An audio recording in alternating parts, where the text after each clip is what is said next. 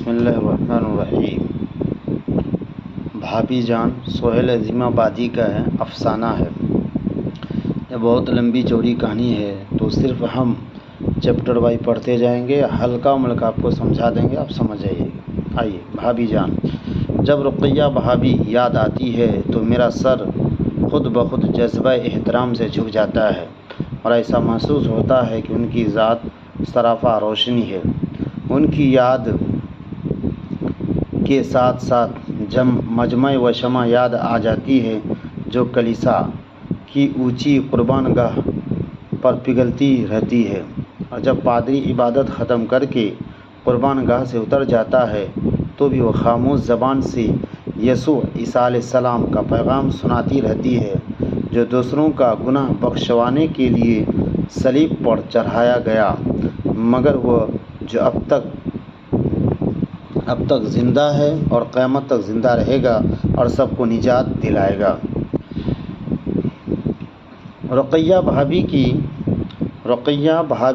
کی ذات مجھے ایسی ہی شمع معلوم ہوتی ہے جو جلتی اور پگھلتی رہتی ہے، لیکن روشنی پھیلاتی اور کہے بغیر بھی ہر وقت ایک پیغام سناتی رہتی ہے، ایسا پیغام جو امر ہے۔ بھابھی نے صبح سویرے آواز دی، خیر تو ہے شہزادے، گھوڑے بیچ کر سوئے ہو، چائے ٹھنڈی ہو رہی ہے۔ بھابھی کی آواز سن کر میں اٹھ بیٹھا اور مسکراتی اور بولی، بھائی بات یہ ہے کہ ٹھنڈی چائے مجھ سے پی نہیں جاتی اور بچوں کو اسکول بھیجنا بھی ہے۔ بھابھی یہی تو مصیبت ہے کہ آپ کے ساتھ صبح ہوئی اور اٹھا کر بیٹھا دیا، ہم لوگوں کو بھی آپ طالب علم سمجھتے ہیں۔ بھابھی بولی، تو آج تم کون بوڑھے ہو چکے ہو، بھائی اٹھو جلدی کرو۔ بھابھی نے ہاتھ پکڑا اور بستر سے کھینچ لیا۔ میں زمین پر کھڑا ہو گیا۔ وہ ہنسنے لگی۔ میں بولا، شکر ہے میں آپ کا اسٹوڈنٹ نہیں ہوا۔ باتیں نہ بناؤ، چائے ٹھنڈی ہو رہی ہے، بچے بیٹھے ہیں۔ لیکن مجھے نیند آ رہی بھابھی، رات بھر نہیں سو سکا ہوں، میں نے احتجاج کرتے ہوئے کہا۔ احتجاج مطلب حجت کرنا۔ چائے کے بعد دوسری قسط سو لینا ہے، یعنی چائے پی لو پھر سو جانا۔ قسط کا لفظ سن کر میں ہنس پڑا اور وہ بولی، شاعر ہو کر داد نہیں دیتے، کیا لفظ میں نے استعمال کیا ہے، اگر نوابان باقی ہوتے تو اس ایک لفظ کے استعمال پر ایک جاگیر تو ضرور بخش دیتے۔ چلو بھائی ذرا جلدی کرو، اتنا ہی صحیح۔ اور بھابھی کھانے کے کمرے میں چلی گئی، اور جب تھوڑی دیر میں میز پر پہنچا تو بچے چائے ختم کر رہے تھے۔ ننھی ریحانہ بولی، چچا جان ہم لوگ چائے ختم کر چکے ہیں، اب آپ ہماری جھوٹی چائے پیجیے۔ اسکول کی لوری نے ہارن بجایا اور بچیاں تالی بجاتی ہوئی باہر چل دیں۔ بھابھی نے چائے ڈھال کر میری طرف بڑھائی اور بولی، اگر تم جوان اتنی دیر تک سوتے رہو گے تو کیا کرو گے؟ شاعر کہوں گا، اور کیا کروں گا؟ اور کچھ نہیں۔ بھابھی معنی خیز انداز سے مسکرائی۔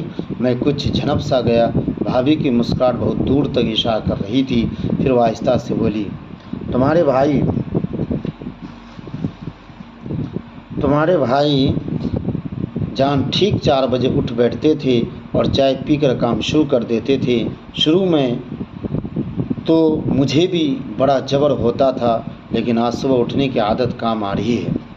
میں نے پلٹ کر دیکھا، بھابھی کی سنگار میز پر ننھے بھائی کی خوبصورت سی رنگین تصویر رکھی ہوئی تھی، وہ مسکرا رہے تھے۔ اس تصویر کے پاس بھابھی اور بچوں کی تصویریں بھی تھیں۔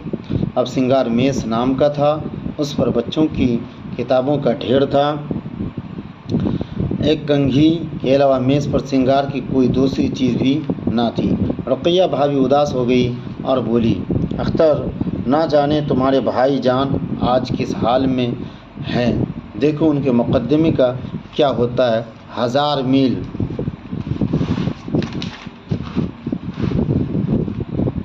میل کی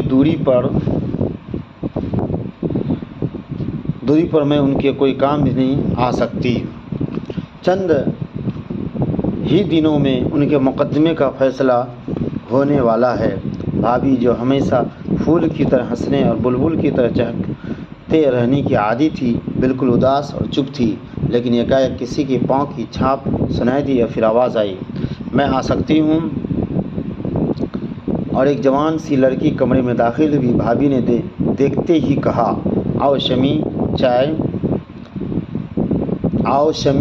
چائے پیو، میں آج شام کو تمہارے گھر جانے والی ہی تھی۔ بن دیے تم نے سویٹر؟ وہی لے کر آئی ہوں، اور اون بچ گیا تھا تو میں نے ٹوپی اور موزے بھی بن دیے۔ بہت اچھا کیا تم نے، لو چائے پیو۔ چائے کی پیالی لڑکی کے سامنے بڑھا دی۔ لڑکی میری موجودگی میں، مطلب اختر کی موجودگی میں کچھ شرما رہی تھی۔ بولی، میں چائے پی چکی ہوں، پھر بھی پی لو، شرماتی کیوں ہوں؟ یہ ہے میرا مشہور شاعر اختر، تمہارے بڑے بھائی ہیں۔ میں ناشتہ ختم کر چکا تھا، اٹھ کھڑا ہوا۔ بھابھی، میں ذرا شہر سے آؤں، جاؤ، مجھے بھی ذرا ہسپتال جانا ہے، چلو شمی تم بھی ساتھ۔ میں نے کمرے کی کھڑکی سے بھابھی کو بنگلے کے احاطے سے باہر جاتے دیکھا۔ ان کے ہاتھ میں دودھ کی بوتل تھی جو بہت دیر سے میز پر رکھی ہوئی تھی۔ یہ تو مجھے 2 دن کے بعد معلوم ہوا کہ بھابھی کے ایک پرانے ملازم کی بیٹی اسپتال میں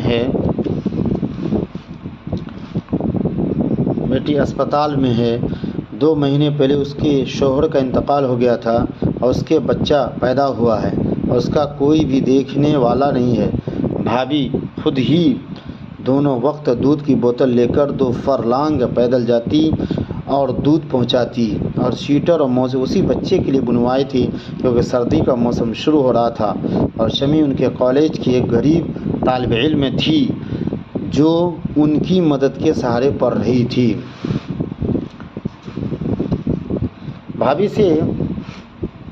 بھابھی سے میری صرف دوسری یا تیسری ملاقات تھی، البتہ خط و کتابت بہت زیادہ تھی، لیکن 3 دن ساتھ رہ کر معلوم ہوا وہ آدمی نہیں مشین تھی۔ صبح اٹھ کر کام شروع کر دیتی۔ ان کا زمانہ بالکل بدل چکا تھا۔ کبھی 4-5 نوکر اور مائیں ہوتی تھی، اب ان کے پاس صرف ایک نوکر تھا جو بازار سے سودا لاتا تھا اور کھانا بھی پکاتا تھا۔ پھر روپیوں کی بھی بڑی تنگ دستی تھی۔ پہلے 2000 روپے ماہوار اپنے شوق پر خرچ کر دیا کرتی تھی، اب 400 روپے ماہوار پر ایک کالج میں لیکچر تھی، اب 50 روپے ماہوار ایک لڑکی کو پڑھانے کے ملتے تھے۔ لے دے کر یہی ان کی آمدنی تھی، اور خرچ اپنی جگہ پر بلکہ کچھ زیادہ ہی۔ اپنے اور بچوں کا خرچ ہوتا تو کسی طرح پورا ہو جاتا، لیکن وہ بھی بڑھ گیا تھا۔ بچوں اور اپنی ضرورتوں کے علاوہ ایک مستقل رقم انہیں ہر مہینہ مزدوروں اور طالب علموں کی انجمنوں کو دینی پڑتی تھی۔ کانفرنسوں اور جلسوں میں شرکت کے لیے کرایہ ادا کرنا پڑتا تھا۔ کئی غریب لڑکیاں صرف ان کی مدد سے پڑھ رہی تھیں۔ بھابھی جان کی جب شادی رقیہ بھائی سے ہوئی تھی تو ہم لوگوں کا عام خیال تھا کہ یہ شادی کامیاب نہیں ہو سکتی۔ ایک طرف بھائی جان تھے جنہیں ایسی سیاست سے شوق تھا جو بار بار انہیں جیل بھجوایا کرتی تھی، اور دوسری طرف بھابھی جان تھی جو نازوں کی پالی تھی اور ایسی ماحول میں بڑھ کر جوان ہوئی تھی جس میں اپنی ہی ذات سب کچھ ہوتی ہے۔ اور ہم لوگوں نے شادی کی خبر سنتے ہی سوچ لیا تھا کہ بھابھی جس طرح ابھی میکے میں شان سے رہتی ہے رہا کرے گی، اور بھائی جان جیل میں رہیں گے۔ بعضوں کا تو یہ خیال تھا کہ بھائی جان بھی سیاست کے چکر سے نکل کر بیرسٹری کریں گے، مطلب وکیلی، اور اپنی عالیشان کوٹھی میں شان کی زندگی گزاریں گے، یا پھر آرام کرسی والی سیاست چلے گی اور کتابوں کی باتیں دہرائیں گے۔ لیکن سب کا خیال غلط نکلا۔ بھائی جان نے رقیہ بھابھی کو اپنے رنگ میں جلد ہی رنگ دیا اور وہ قدم بقدم ساتھ چلنے لگی، اور شادی کے بعد جیسے ہی بھائی جان گرفتار ہوئے اور انہیں 2 سال کی سزا ہو گئی اس کو بھابھی جان نے اپنے لیے راہ تلاش کر لی، مطلب راستہ۔ BA وہ پہلے کر چکی تھی، جلد ہی तैयारी करके MA कर लिया और कॉलेज में लेक्चर होगी और इकलौती बच्ची की देखभाल में लग गई। 2 साल के बाद जब फिर भाईजान जेल से आए तो अपनी सरगर्मियों में रहे और भाईजान काम करती ही रही। फिर 2 बच्चे और हुए, वो इन्हें पालती रही। अब भाईजान 3 साल से नज़रबंद थे और उन पर मुकदमा चल रहा था। भाईजान बेशुमार जिम्मेदारियों और गम का बोझ उठाए फिरती थी,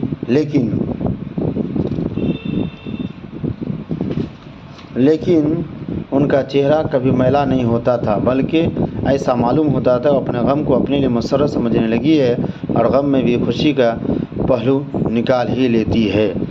अगला जो और इस कहानी का जो आधा बच गया है उसको आइंदा वीडियो में हम अपलोड करेंगे।